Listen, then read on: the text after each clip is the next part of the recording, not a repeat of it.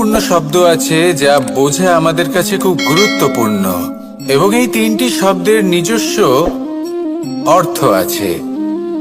প্রথম হলো সঙ্গবদ্ধতা, অর্থাৎ একসাথে মিলে কাজ করতে হবে, একসাথে মিলে পরিশ্রম করতে হবে, সামনে এগোতে হবে। এরকম করতে পারলে আপনার শক্তি বৃদ্ধি পাবে, আপনার ক্ষমতা বৃদ্ধি পাবে, আপনি এগোতে পারবেন এবং অনেক দূরে যেতে পারবেন। দ্বিতীয় হলো আত্মবিশ্বাস। হেরে যাওয়া বস্তুও আবার জিতে নিতে পারবেন। যদি আপনার নিজের আত্মবিশ্বাস থাকে তাহলে আপনি কখনো পরাজিত হবেন না। এবং তৃতীয় হলো অহংকার। জয়লাভ করার পরেও কিন্তু এটা আপনাকে পরাজিত করতে পারে। সেই জন্য জীবনে সঙ্গবদ্ধ হন, আত্মবিশ্বাস রাখুন, কিন্তু কখনোই অহংকার করবেন না। এই অহংকার আপনার থেকে সব কিছু কেড়ে নিতে পারে। এই অহংকারের জন্যই মথুরাপতি কংস নিজের পতনের দিকে অগ্রসর হয়েছিলেন। এই অহংকারকে ত্যাগ করুন আর আমার সাথে ভালোবেসে বলুন, রাধা রাধা। এই সংসারে সব থেকে বেশি কঠিন কাজ কোনটা? কেউ বলবেন যুদ্ধ করা, কেউ বলবেন ধন অর্জন করা, আবার কেউ বলবেন জ্ঞান অর্জন করা সব থেকে বেশি কঠিন।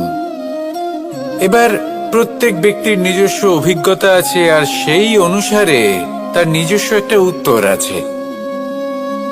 সাধারণভাবে দেখতে গেলে এই সংসারে সব থেকে কঠিন হলো তপস্যা করা, অর্থাৎ সব কিছু ত্যাগ করে তপস্যায় নিজেকে বিলীন করে দেওয়া। এবার এর থেকে বেশি কঠিন এই সংসারে আর কি বা হতে পারে? এই সংসারে, এই সমাজে, নিজের পরিবারের মধ্যে থেকেও ধৈর্য ধরে সামনে অগ্রসর হওয়া, এটা হলো সব থেকে কঠিন কাজ।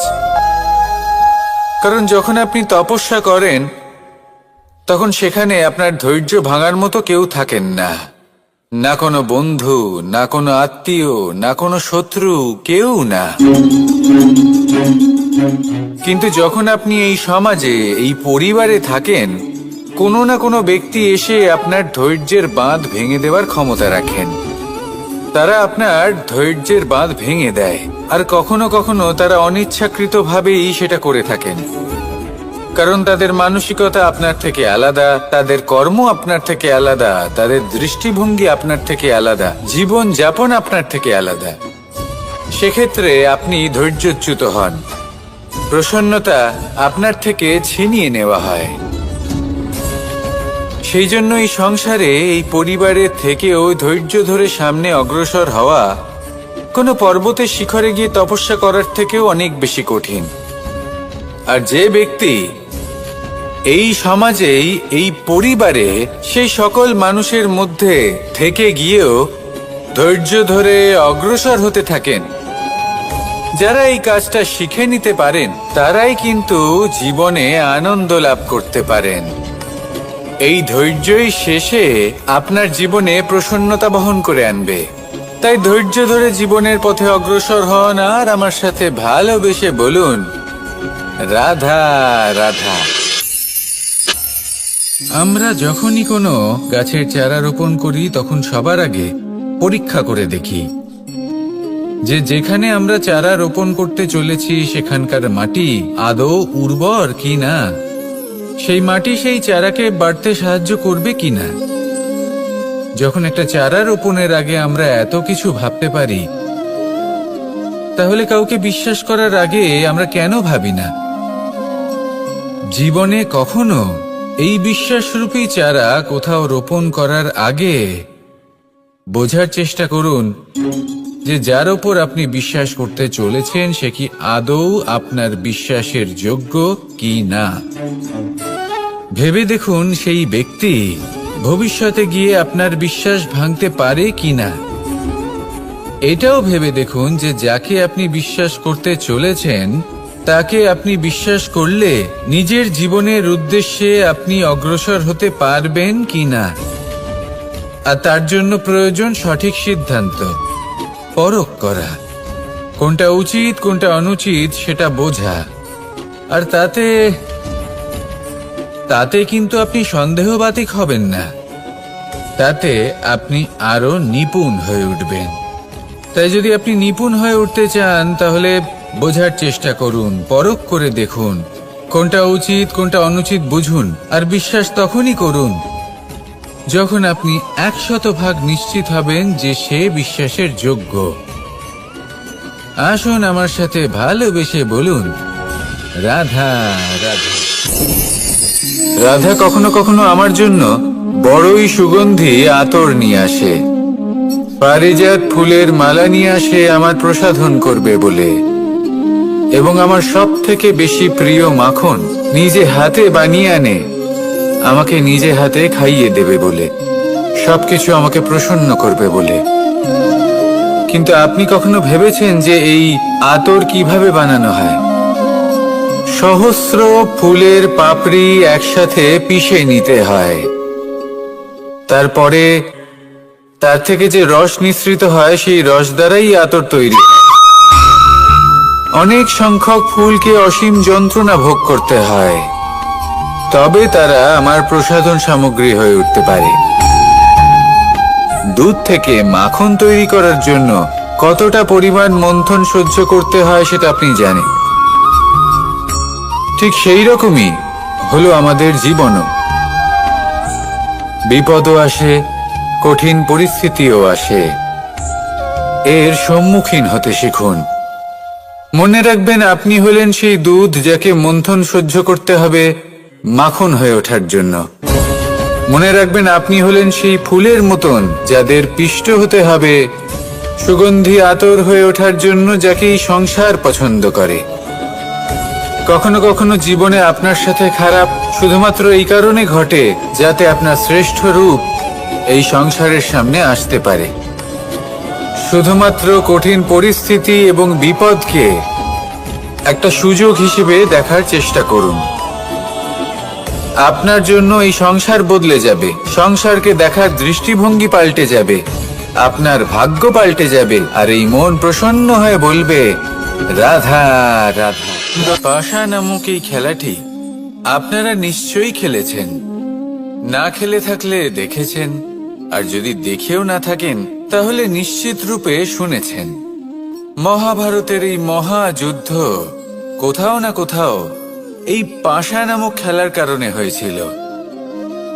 পাশার এই বিচিত্র খেলা, দান, এইসবের কারণে কেউ নিজের মাথায় রাজ মুকুট পরিধান করেছিলেন, আবার সেখানেই পরাজিত হওয়ার জন্য কাউকে বনবাসও ভোগ করতে হয়েছিল।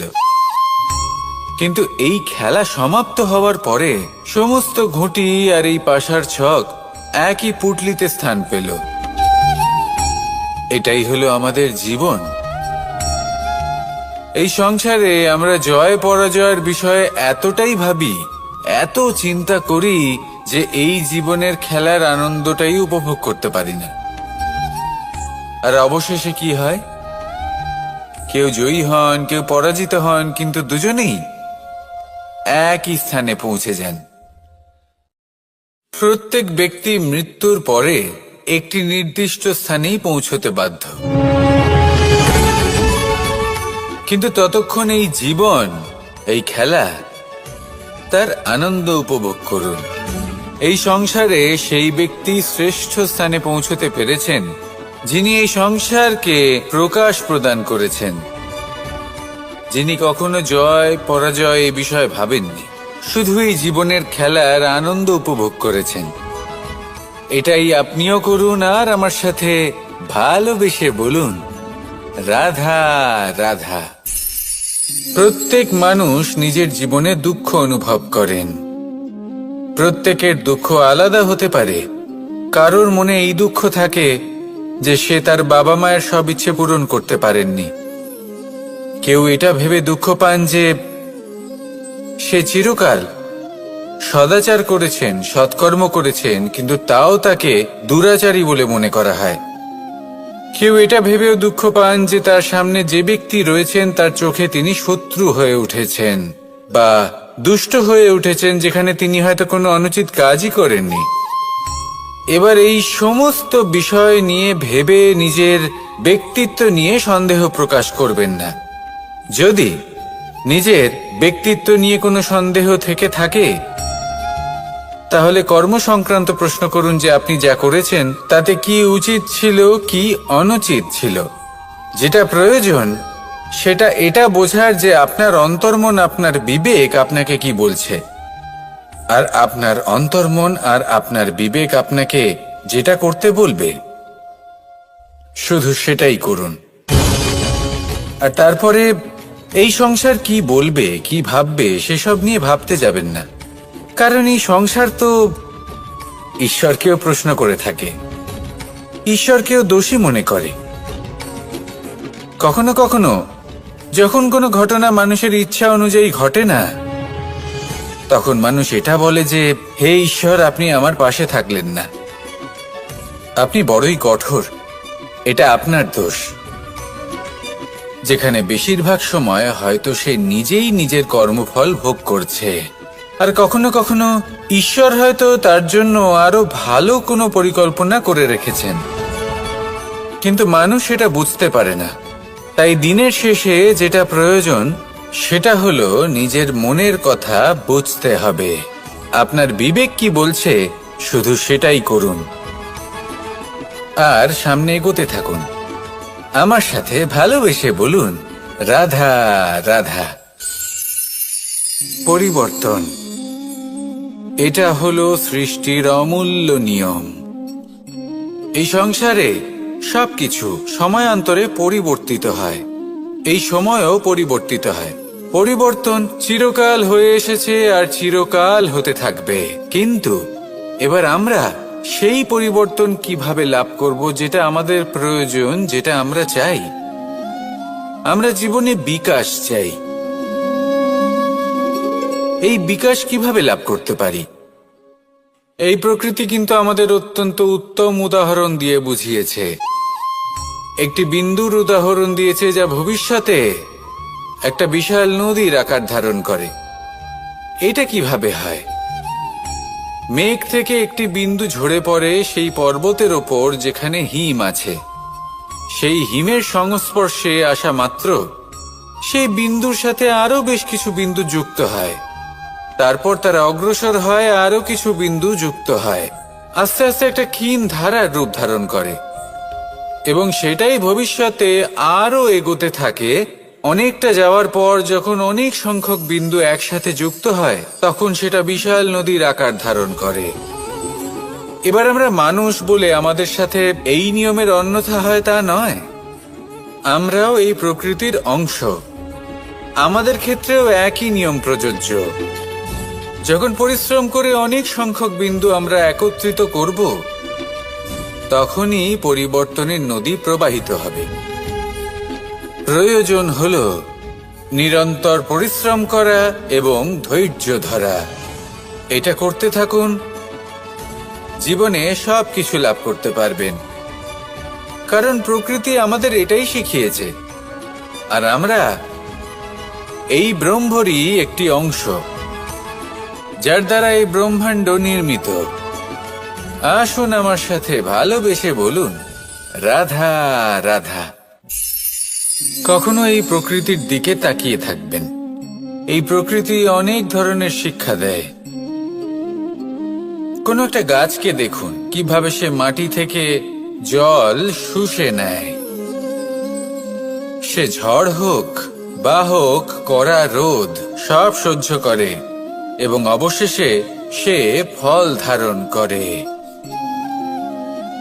আর সেই ফল উৎপন্ন করার পরে সে ফল কিন্তু সে নিজে গ্রহণ করে না, এই সংসারকে প্রদান করে, যাতে পশু পাখি মানুষ তারা এই ফল গ্রহণ করে শক্তিশালী হয়ে উঠতে পারে, সুস্থ থাকতে পারে।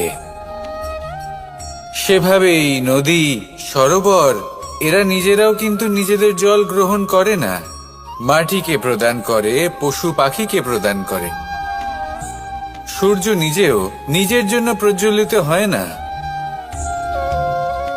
সে প্রকাশ ছড়িয়ে দিতে চায় আমাদের সবার কাছে, সে আলো পৌঁছে দিতে চায়। এই প্রত্যেকের কর্মে পরমার্থ নিহিত আছে, আর সেই জন্যই এদের সকলকে পুজো করা হয়। তাই মনে রাখবেন, আপনার কাছে জীবন যাপনের অতিরিক্ত যা কিছুই আছে তা পরমার্থের জন্য। তাহলে তার সদ্ব্যবহার করুন আর আমার সাথে ভালোবেসে বলুন, রাধা রাধা। আমরা প্রত্যেকেই অবশ্যই এমন সময় দেখেছি যখন অনেকগুলো সমস্যা একসাথে আমাদের জীবনে এসে পড়ে। সমস্যা আমাদের প্রত্যেকের জীবনেই থাকে, আমরা তার সমাধান খুঁজতে চেষ্টা করি, কখনো সমাধান খুঁজে পাই, আবার কখনো যতই চেষ্টা করি না কেন কোনো সমাধান খুঁজেই পাই না। আর যখন এটা হয় তখন মানুষ অত্যন্ত বিচলিত হয়ে পড়েন। নিজের আত্মীয় স্বজন, নিজের বন্ধু বা সংসার, এদের ওপরে এই দোষ চাপিয়ে দেন যে এদের জন্যই এই সমস্যা এসেছে। এবার যদি আমি আপনাকে কোনো পরামর্শ দিই তাহলে এটাই বলবো যে দৃষ্টিভঙ্গি পাল্টে দেখুন। এই দৃষ্টিভঙ্গি দিয়ে দেখুন যে এই সংসারে যে সমস্যায় আসুক না কেন তার জন্য কেউ দোষী নয়, না আপনি না অন্য কেউ। এই পুরো খেলাটাই আপনার মানসিকতা, আপনার দৃষ্টিভঙ্গি, আপনার মনের। কিভাবে বোঝাচ্ছি, যখন আমাদের মন শক্ত থাকে তখন কঠিন থেকে কঠিনতর পরিস্থিতিও আমাদের জীবনে খুব বেশি হলে প্রতিস্পর্ধা হয়ে থেকে যায়। সেখানে যদি আমাদের মন দুর্বল থাকে তখন অল্প কঠিন পরিস্থিতিও আমাদের কাছে খুব বড় সমস্যা হয়ে যায়, তাই না? একটা শক্ত মন কঠিন পরিস্থিতিকে প্রতিস্পর্ধা হিসেবে দেখে আর তার মধ্যে ওটা সুযোগ খুঁজে নেয়। আমাদের শুধু এটাই করতে হবে। এই সংসারে অন্য কাউকে দোষী মনে করলে আপনার সমস্যা দূর হয়ে যাবে না। সেই জন্য এই সংসারকে দোষ দেওয়ার বদলে এই সমস্যার মূলে চলে যান, সেটাকে বুঝুন, নিজের এই মনকে শক্ত করে তুলুন। যদি আপনার মন শক্তিশালী হয় তাহলে এই সংসারে অনেক বড় বড় কঠিন থেকে কঠিনতর পরিস্থিতিও যদি আসে, আপনার জীবনে যতই বড় বড় সমস্যা আসুক না কেন আপনার লক্ষ্য লাভে বাধা দিতে পারবে না। আসুন আমার সাথে ভালোবেসে বলুন, রাধা রাধা। আমরা সবাই পাথর দেখেছি, পর্বতও দেখেছি, শুকনো পাতাও দেখেছি, শ্যামল বনানীও দেখেছি। কখনো ভেবেছেন পাথরের অস্তিত্ব কিন্তু ততক্ষণ পর্যন্ত যতক্ষণ সে পর্বতের গায়ে আটকে থাকে। যখন সেই পর্বত থেকে সেই পাথর ভিন্ন হয়ে যায় ও নিজের অস্তিত্ব হারিয়ে ফেলে। আস্তে আস্তে কখনো পাথর কেটে বা কখনো পিষ্ট হয়ে সেই পাথর আস্তে আস্তে মাটিতে পরিণত হয় এবং পূর্ণরূপে নিজের অস্তিত্ব হারিয়ে ফেলে। এটাই পাতার সাথেও হয়। এই পাতা যতক্ষণ গাছের ডালের সাথে যুক্ত ততক্ষণ তার অস্তিত্ব থাকে। যখনই ডাল থেকে বিচ্ছিন্ন হয় সেও নিজের অস্তিত্ব হারিয়ে ফেলে। আর এটাই আমাদের সাথেও হয়। যতক্ষণ আমরা নিজেদের আপনজনের সাথে যুক্ত থাকি আমাদের অস্তিত্ব বজায় থাকে। যখন আপনজনদের সাথে সম্পর্ক ছিন্ন করি তখন আমরাও আমাদের অস্তিত্ব হারিয়ে ফেলি। এবার এই সংসারের প্রত্যেক ব্যক্তি স্বতন্ত্র থাকতে চান, আর অনেক ব্যক্তি স্বতন্ত্র থাকবেন বলে আপনজনদের দূরে করে দেন আর তাদের সাথে এই সম্পর্ক ছিন্ন করেন। এটা কি সত্যি প্রয়োজন? আপনজনদের সাথে সম্পর্ক ছিন্ন করে নিজের অস্তিত্ব হারিয়ে ফেলা প্রয়োজনীয়, নাকি আপনজনদের সাথে সম্পর্ক বজায় রেখে নিজেদের স্বতন্ত্র করে রাখা সেটা আবশ্যক? নির্বাচন আপনারই। আসুন আমার সাথে ভালোবেসে বলুন, রাধা রাধা। আপনি কি কখনো নৌকা যাত্রা করেছেন? করে না থাকলেও নিশ্চয়ই দেখেছেন যে এই জল যা নিজের অন্তরে সব কিছু সমাহিত করে নিতে পারে, এই নৌকা সেই জলের ওপরেই ভেসে থাকে। নদীর স্রোত কাটিয়ে সে সামনে অগ্রসর হয়। কিন্তু যদি এই নৌকায় কোনো ছিদ্র হয়, তাহলে কিন্তু সেই নৌকা ডুবে যাবে। আর এতে কোনো তফাৎ হবে না যে সেই ছিদ্র ছোট নাকি বড়, নৌকা ডুবে যাবে। এই ছিদ্র হলো আমাদের জীবনে আমাদের অপগুণ, আমাদের দোষ, আমাদের বিকার। কখনো এটা ভাববেন না যে এই দোষ খুবই ছোট, এতে কিছুই যাবে আসবে না। না, সেই ছোট দোষ, সেই ছোট বিকার যদি সেটাকে শুধরে না নেন, তাহলে সেটা আপনাকে আপনার পতনের দিকে নিয়ে যাবে। শেষ পর্যন্ত এটা আপনার ওপর নির্ভরশীল যে আপনি কি চান।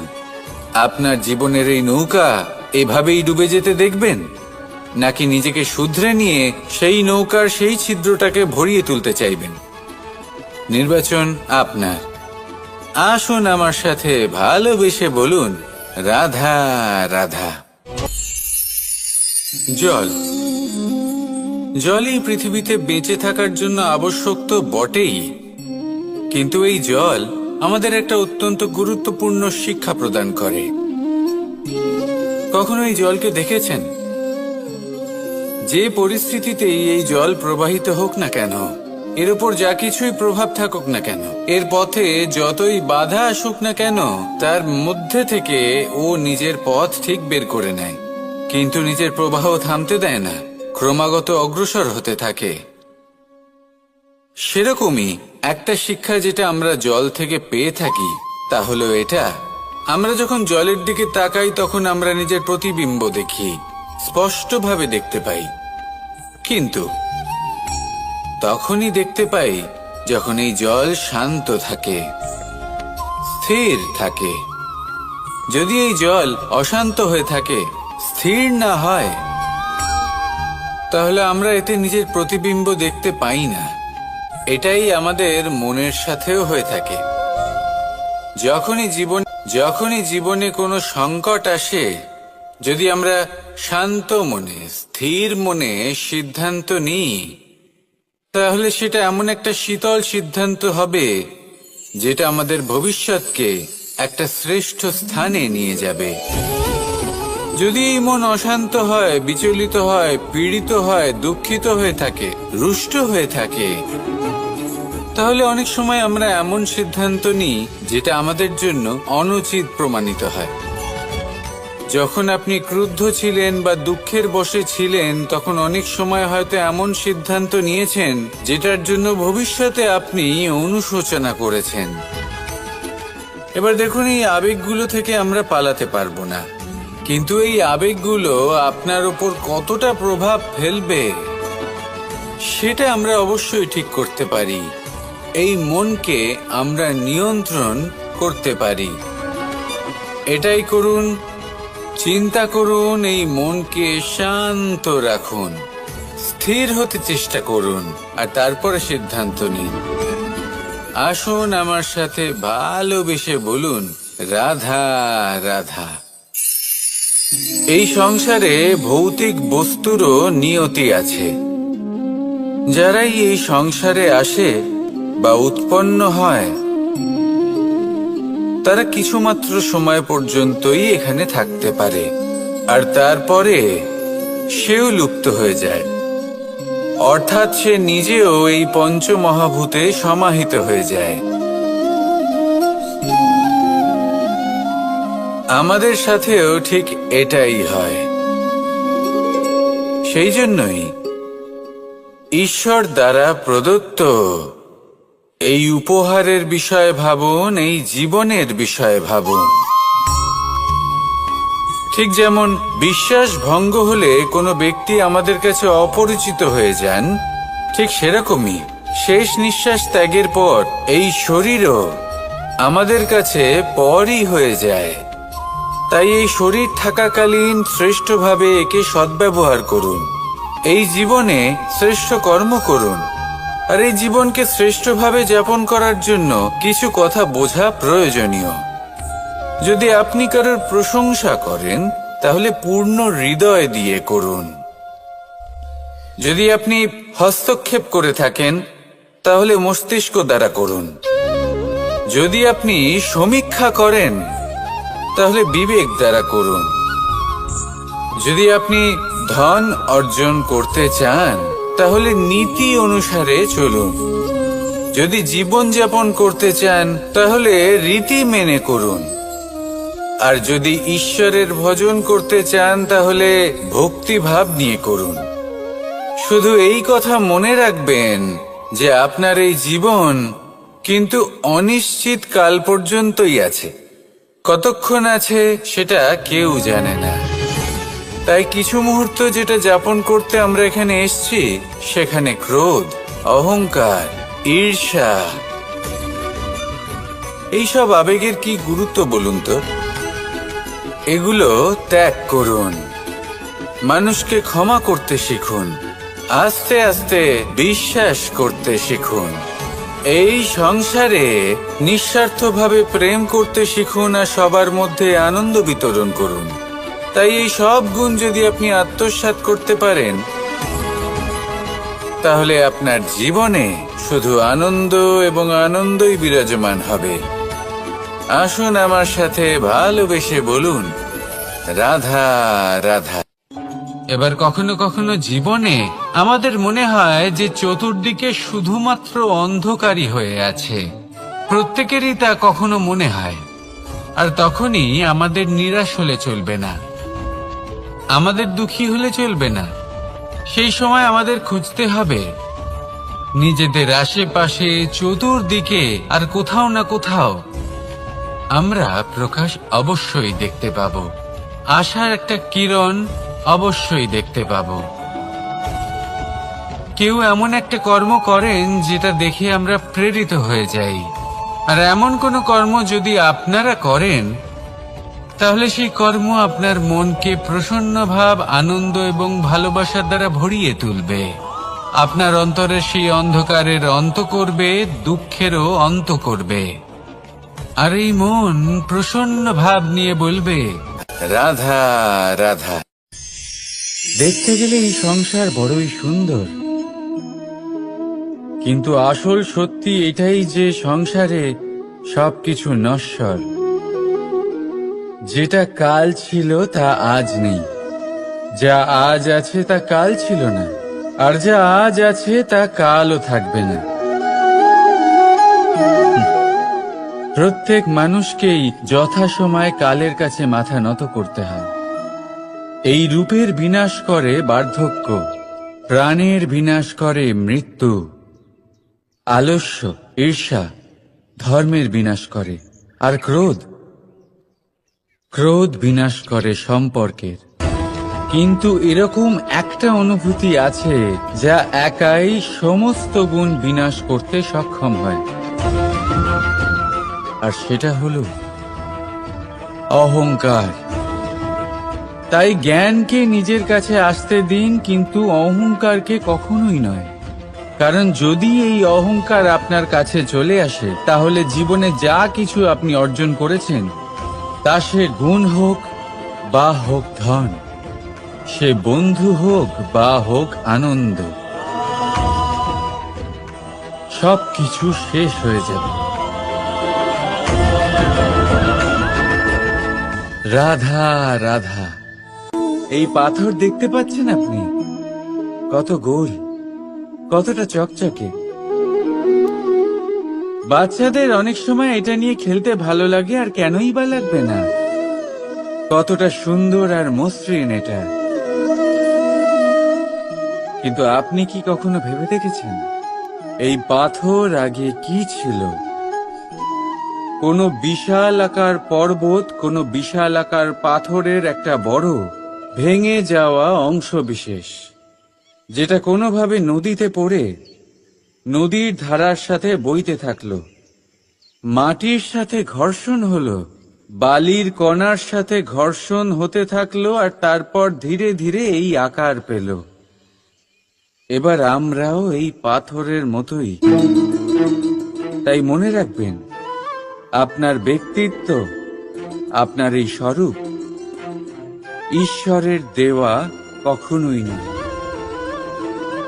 হ্যাঁ, প্রকৃতি অবশ্যই আপনাকে জন্ম দিয়েছেন, কিন্তু আপনি নিজে নিজের ব্যক্তিত্বের রচয়িতা, আর আপনি তা রচনা করেন কঠিন পরিস্থিতির মুখোমুখি হয়ে, সংকটের ধারা পার করে।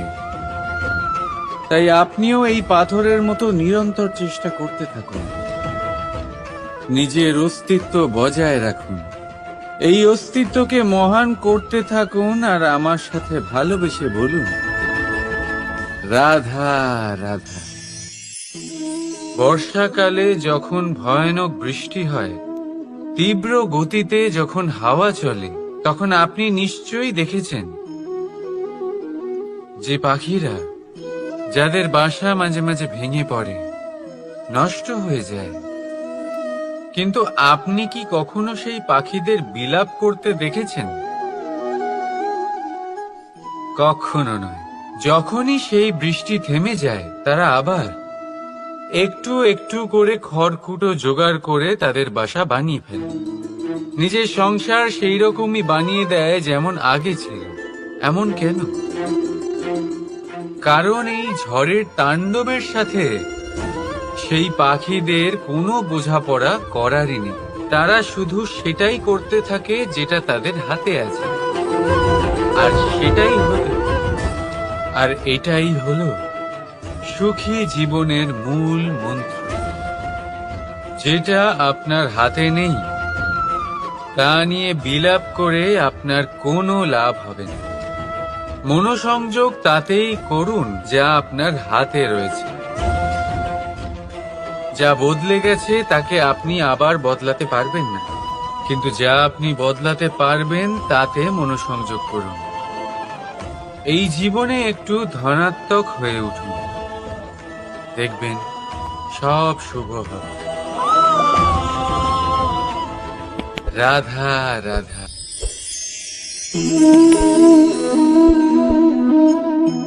ছোটবেলায় একটা জিনিস আমি কখনো বুঝে উঠতে পারিনি। আমি সবসময় আশ্চর্য হয়ে থাকতাম যে এটা কি করে সম্ভব হতে পারে। ব্যাপারটা ছিল এরকম, আমি আমাদের গোয়াল ঘরে দেখতাম ভিন্ন ভিন্ন রং রূপের গাভী। কারোর রং কালো তো কারোর রং সাদা, কেউ খয়েরি তো কারোর রং বাদামি।